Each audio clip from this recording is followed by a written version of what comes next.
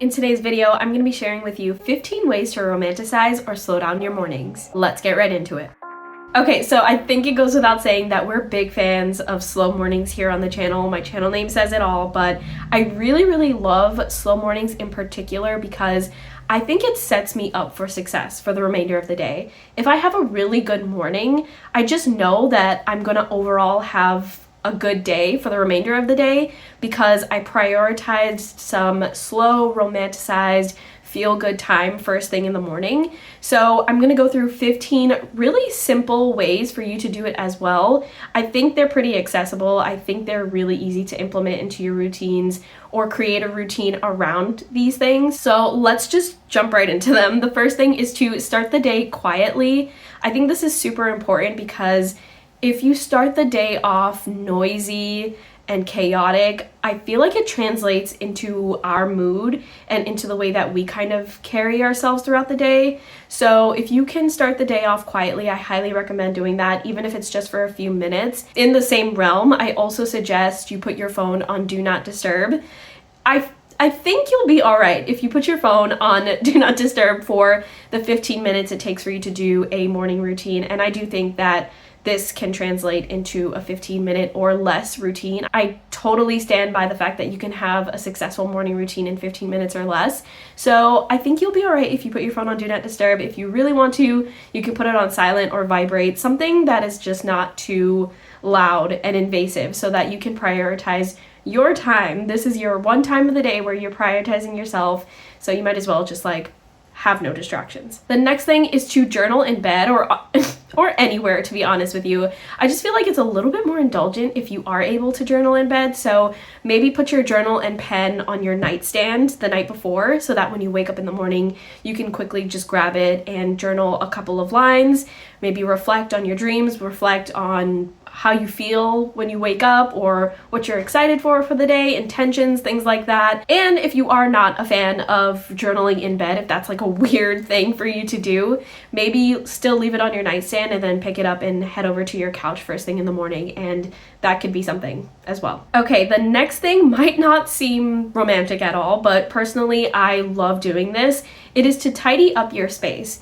I kind of translate this tidying up of the space similar to the noise thing, because I feel like if the space is cluttered, the space is noisy, and it just makes me feel cluttered and noisy and chaotic as well. So even if it's just a simple thing of making up your bed or fluffing the pillows from the night before, or if you're anything like me and you have cats that throw litter everywhere, doing a quick vacuum with a handheld vacuum, that's gonna do so much good for your mind. It's just gonna declutter just a little bit, and for me, doing that every single morning feels so good. I feel like I'm ready to start the day once things are kind of in order and in place. Okay, the next thing is to let some sunshine in. I don't know about you, but for me, when I wake up in the morning and I can tell it's gonna be a sunny day, it's an instant mood booster. I love to wake up to the sunshine, so you might as well just open up your shades, open up your windows, and embrace that as well. I feel like it's an instant mood booster.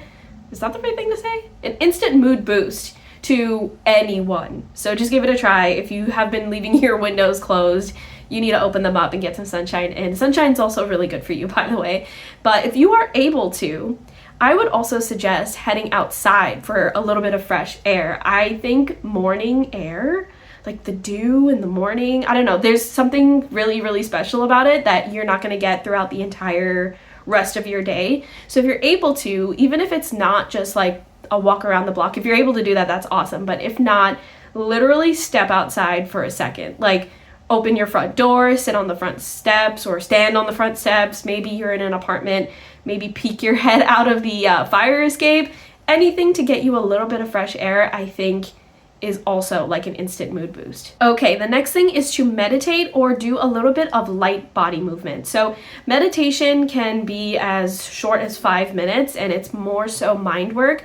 So I feel like that one is simpler to do. But if you're up for the challenge and you want to do a little bit of light body movement, I do recommend some very light yoga. Sometimes you can find some YouTube videos where people are doing yoga and it's just like it's very low maintenance, so it's very easy to do in the morning, and it doesn't require like a bunch of tools or you getting dressed or anything like that. Like, you can do it very simply, or you can do just like stretching. I feel like stretching is a very underrated thing. We seem to forget that a lot. Maybe while you're still in bed, just do a quick stretch session of a couple of minutes. Okay, next is to indulge in a soothing skincare routine. This can be as low maintenance or as high maintenance as you want. For me these days, simpler is better, but I do sometimes use an ice roll. You might have seen that in a vlog recently where I use the ice roll, but if you don't want to do that, you don't have to. I also have some eye masks. Those are some ideas, like if you want to keep an eye mask on in the morning while you kind of go about your routine, getting dressed and all that good stuff, or just simply having your skincare routine, your standard skincare routine, and just focusing on that and taking care of your skin and taking care of your body instead of kind of like mindlessly going through the steps, if that makes sense. I feel like it matters. I feel like it makes a difference when we're being a little bit more mindful and intentional, even in these little everyday things, and that's like the whole point of this video. Okay, next thing is to slowly sip on a lemon water, a green drink, whatever. I know lemon waters and green drinks are very fancy, very like clean girl aesthetic, so you don't have to do that at all if you don't want to. You can literally just, take a swig from your Stanley mug or whatever.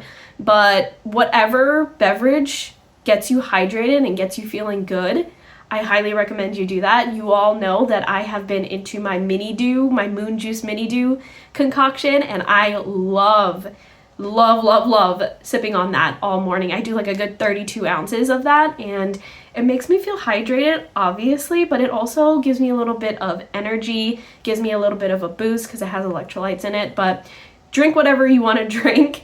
Just kind of slowly sip and indulge on it and enjoy it, rather than kind of, once again, going through the movement, just going through the steps and not really being intentional about it. Okay, next, one of my favorites is to make a moment out of your coffee routine or tea routine. I don't know, whatever it is that you like to drink. This is another beverage one, but I love me my coffee, and so many videos on my social media has to do with me kind of like romanticizing my coffee, me making my coffee.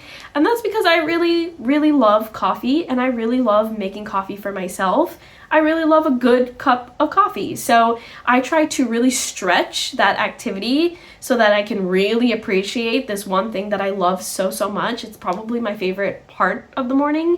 So I recommend you do the same if you're very passionate about your morning beverage, whether that's a tea, a latte, a coffee, whatever it may be. And if you're not really into making it yourself and you want to go head out and get yourself a coffee at like a local coffee shop, even better. That stretches out the experience even more, which is incredible, and I always advocate for treating yourself. Okay, the next one I put in last minute because I didn't really think about this one for myself, but I know a lot of people struggle with actually eating breakfast, and I'm here to remind you, please eat your breakfast. It is very important, and it does fuel you, and fuel will help you feel sustained, and it will also help you feel good for a long stretch of time until it's like lunchtime. So just have your breakfast, even if it's a small breakfast, have something and sit and chew and enjoy thoroughly what you're eating. I think it will make you want to actually eat breakfast more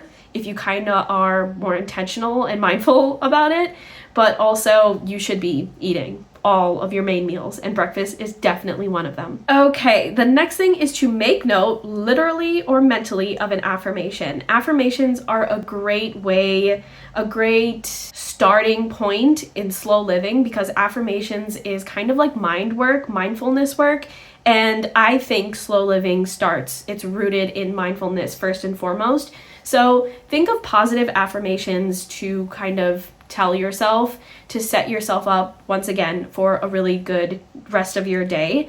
It can be very simple. It can be as simple as, I'm gonna have a good day today. Or it can get more intensive. Again, you can use your journal if you want to kind of flesh that out a little bit more, but setting an affirmation and saying it to yourself is a huge act of self-love, and I think it's really important. And it takes 2 seconds to do. Okay, coming down to the end of this, the next thing is 10 minutes of reading. You all know this is like a huge thing in my morning routine. I say 10 minutes because I think 10 minutes is doable, and I feel like you can get a good chunk of something read in 10 minutes as opposed to like 5 minutes. 5 minutes could be like a page for some people. So I would say 10 minutes is a nice sweet spot, I think. But of course, adjust this to your comfort levels. But 10 minutes of reading can include a chapter of your current read. It can be some light reading. I highly recommend Substack for that. If you want to read articles or thought pieces or deep dives from fellow creators online, I have so many recommendations. So if you're interested in hearing more recommendations from Substack, let me know in the comments. But yeah, just do 10 minutes of that. And I feel like it's very enriching, very fulfilling, and good like brain food, if that makes sense, which I think is also a great way to kind of start your morning, start your day, and put you in the right footing for a positive rest of your day. All right, and this one is for my audio lovers. So maybe you want to swap this one between the 10 minutes of reading. Maybe you want to do this some days, or you just want to do this entirely instead of the 10 minutes of reading. But if you're an audio lover, I would recommend listening to an inspirational podcast episode first thing in the morning. I think shorter episodes are probably better because longer episodes will probably make you feel kind of removed if you don't listen to the entire thing all in one morning. So maybe find a short inspirational podcast episode, or a few chapters of an audiobook, or a feel-good playlist. Some people just want to listen to some music, some instrumental music, some jazzy music, whatever it is. Just keep it kind of like low-key and not too intense for first thing in the morning. For example, I'm listening to an audiobook that is quite intense, and I would definitely not listen to it first thing in the morning because it would put me in kind of like a sad mood. So keep it lighthearted, keep it feel good, at least for the morning. Okay, and the last thing on this list is to look at your vision board. If you have not done a vision board, highly recommend you do that. An easy way to do a vision board is to create a board on Pinterest and just, find some inspo pics on Pinterest based off of whatever it is that you want on your vision board, instead of doing like printing out pieces of paper or looking up inspo pictures and then printing them out and then cutting them and putting it in your scrapbook and things like that. That's quite intensive. So if you want something very low maintenance, Pinterest is your friend when it comes to vision boards. That's what I do for my yearly vision board. If you want to check mine out, it's always linked, so you can check that out as well, and you can kind of like, you can steal whatever the heck you want to steal from my Pinterest vision board. But yeah, just take a look at it, because I feel like that's something that we make at the beginning of the year and then we kind of drop off and forget about it. But if we make it a habit to quickly look at it every single day, or at least a few times a week, then you'll actually use it and will actually be inspirational and useful to you. All right, friends, those are the 15 ideas that I have for you. Let me know if any of these are kind of calling out to you and you're really, really interested in starting or implementing into your routines. Let me know if you already have a morning routine and you're kind of adding these in to your routine, or you don't have a routine at all. Because if you don't have a routine at all set up in place, what you can do is take maybe, 2 or 3 of the things that I talked about in this video and just kind of clump them together and do them in the morning, and there you go, you have a routine. That's kind of the way that routines start. So just let me know where you're at in the comments. But thank you so much for checking out this video. I hope you have been